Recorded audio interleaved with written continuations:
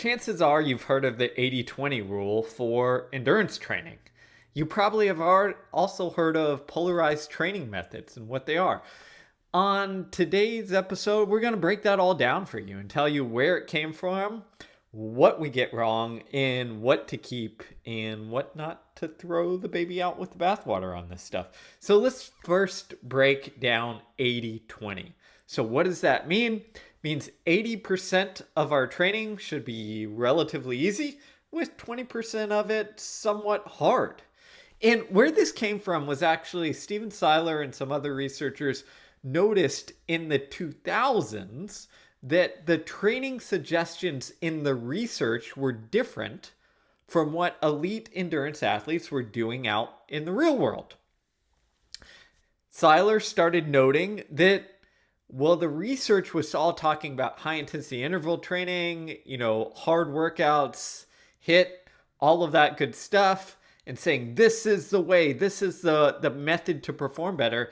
In the real world, endurance athletes from skiers to runners were spending a whole heck of a lot of time going pretty darn slow for them, right? You had people who were 13-minute or better 5K runners jogging around at 7-minute mile pace, so several minutes per mile slower than their 5K pace.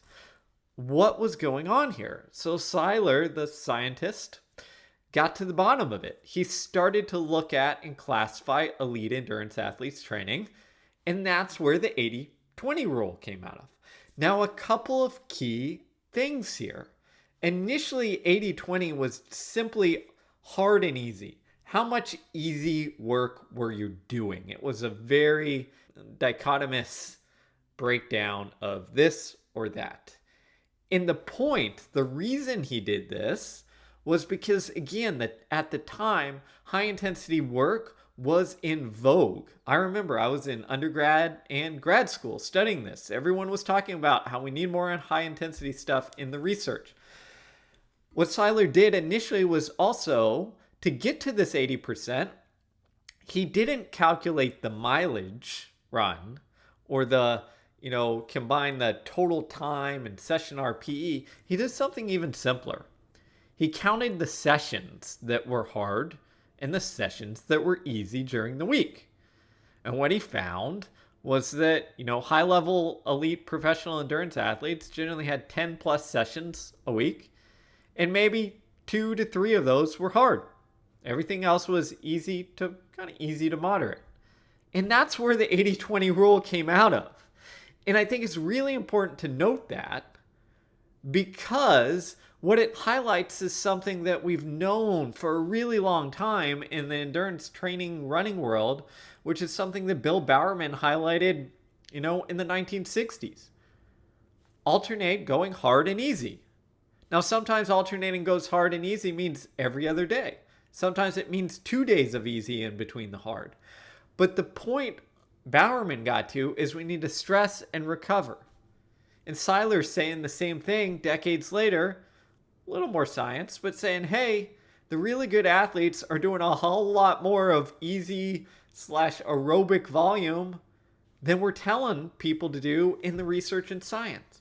So this 80-20 was a course correction. It was a pendulum swinging back from the days of high intensity. This is what we need. We need intervals, CrossFit, all that jazz. And this is secure, to saying, hold up. Everyone basically 800 to mile all the way through the marathon is doing a heck of a lot more easy running than you're giving them credit for. From there, what we started to get is the details on that 80 and 20.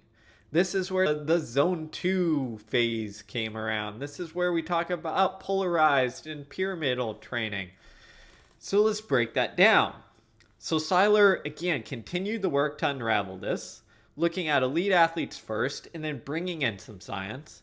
And initially what he did was he looked at a 3-zone model, which is essentially easy, moderate, hard. Or in scientific terms, it's easy is everything basically recovery to almost steady. meaning aerobic threshold, kind of lactate threshold in that zone is the zone 2 of the 3-zone model. So lactate threshold to a little bit faster than that, to a little bit faster than half marathon, maybe around critical velocity. And then the 3rd zone, hard, is everything faster than critical velocity. Again, depends exactly how we defined the 3 zones, but it's in that range. So on paces, you're looking at, the way I like to classify it, easy is everything up to about marathon pace.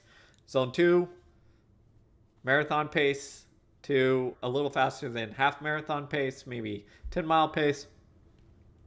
And then hard is 10K pace and faster, essentially. Again, some wiggle room in the 3-zone model. And what Seiler noted is he said, hey, a lot of athletes are doing what we'd call polarized training. So what does that mean? So if you look at those 3 zones, they're going a whole heck of a lot in zone 1, 75 to 85%. Zone 2 is a little less, maybe 5 to 10%. In zone 3, the hard is a little more, right? Maybe, depending on the calculations, 10 to 15%. So we get polarized, right? Lots of easy, a decent amount of hard, a little bit in between. Hey y'all, I'm super excited to announce my new book, Win the Inside Game. It's all about improving your mental performance and teaching you how to come through in the clutch. As a special offer for my YouTube audience, I'm going to give you some pre-order bonuses. Order today and you get my 100-page ebook, The Elements and Principles of Coaching. You'll also get guides to training, running a fast 5K, and all sorts of great stuff. So if you're interested, check out the links in the description to order today. Some other researchers said, hey, hold on, wait a minute. No, it resembles more of a pyramid, meaning we still got 75, 80% in zone 1. Zone 2 is a little less, maybe 10 to 15%. And then zone 3 is a little less. Again, step down the pyramid, maybe 5 to 10% again. And then some other researchers said, hey, wait a minute, the Ingebrigtsen and Norwegians are doing a threshold model, which means zone 1 is a little lower, maybe 60, 70%. Zone 2 is a whole heck of a lot, maybe 20 to 30%. And zone 3 is 5%, something like that, right? Maintenance. So we had these 3 models with researchers saying, hey, no, this is the best, this is the best, this is the best. And here's where we come down on things. Is that it depends on the athlete, the event, and the time of the training. There was a wonderful recent research study that did something interesting, which is it took people who were doing either the pyramidal or the polarized, okay, and then halfway through, it switched them, okay? And what they found is that going from a pyramid structure to a polarized structure led to better 5K times than when they went all pyramid or all polarized. And any track coach would be like, yeah, of course. This is called periodization, right? Arthur Lydiard talked about it. Build your base. What's your base? It's kind of more pyramidal, right? Lots of easy, a decent amount of threshold or moderate, steady stuff, and then a little bit of fast stuff to keep the engine going. And then we switch. Once we get to the last period of training, still lots of easy, but way more hard stuff and only maintaining the threshold in between. So what we've got here is we've got this argument over the best when it's really about the argument for what are you trying to develop? When would you want to have a threshold dominated model? When you're like the Ingebrigtsens in the base or summer period, where you're saying, hey, I believe for me, I need to boost that lactate threshold up like crazy. So like the Ingebrigtsens or Mary's Bakken who came before him, you say, I'm going to overload the threshold to develop this. So I have this immense aerobic ability and capacity. And then when we get to our sharpening peaking phase, we're going to move from this threshold model to more of a traditional, polarized model, essentially, with some caveats in there. It depends on the aim. most of us go from pyramid to polarized. Why? Because we're sharpening at the end. So we add more race specific, which almost inevitably for the 10K, 5K mile ends in the hard zone. I want to add one more nuanced point to this, is that all of these use a 3-zone model, which helps us categorize things, but it shades things and colors things in a distorted direction sometimes. And let me explain this. So think about it like this. Zone 1 in the 3-zone model is everything from slow jogging to a decent pace. So I'm going to use myself as example right now. Right now, a little older, not in the best shape, maybe 420-mile shape. Okay? So for me, it's everything from running 9-minute pace with my daughter pushing the stroller, or with me pushing my daughter in the stroller, all the way down to, I don't know, probably 550, 545 pace, right? That's a big gap. That's minutes of intensities. Now, what's that second zone? For me, right now, maybe 550 down to 510 or 5 minutes, somewhere in that range.